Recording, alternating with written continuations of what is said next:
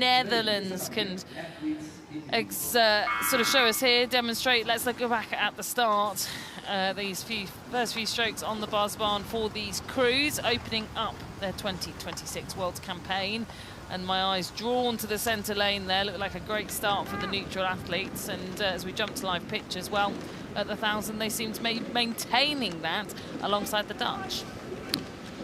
Yeah, it's great to see this neutral crew and Alex Yakovlev and his doubles partner Andrei Potapkin. They were entering the doubles, they scratched, and my sense they scratched because they knew how fast their quad was going, and so it shows. But people have been talking about the Dutch and how well they've been rowing here. You can see them just on this side.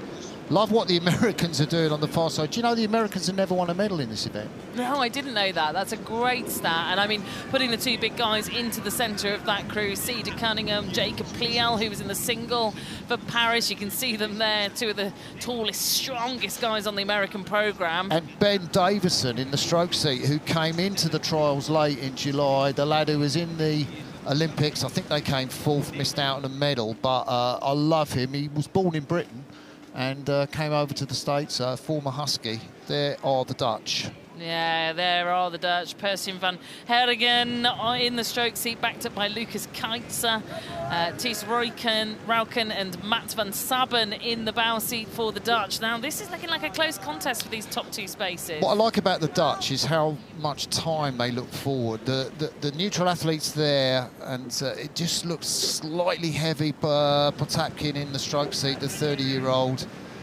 Just looks like they might not have that wind at the finish, but the Dutch, we've seen it with their crews, we've seen it with the women's quad. They kind of shorten up a little bit of the back end and just do it all together.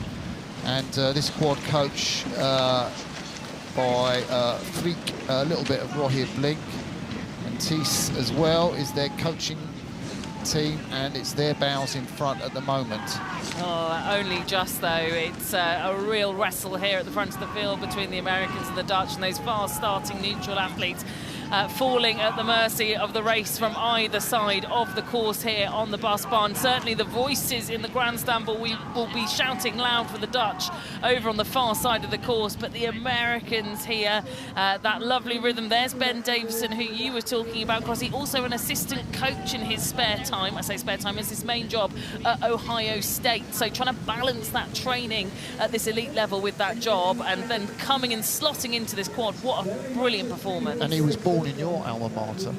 Oh, really? Durham. In Durham, yeah. well. Lad a lad from of the northeast. I was about to say, lad from the Yeah. northeast. We love to see it. There's the back of James Wright in the bow seat. Look at this. Cedar Cunningham is really using his shoulders, isn't he, to He's a quality lad. heave it back. He's going to be on the podium in LA, make no mistake.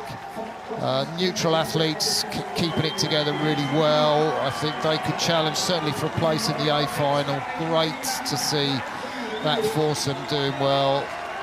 The Dutch can't quite put it together. Well, they are. I'm looking out the window. It's going to be close. It is going to be close. The Dutch are being cheered on by their home crowd, but I think they know that the USA have got this. Coming into the line, it will be James Wright. The bows go over first for the USA. The Dutch will take second ahead of the neutral athletes. The top two qualification spots with the home fans and with the neutral athletes. Ukraine quite close up there, and Ivan Dovgotko, who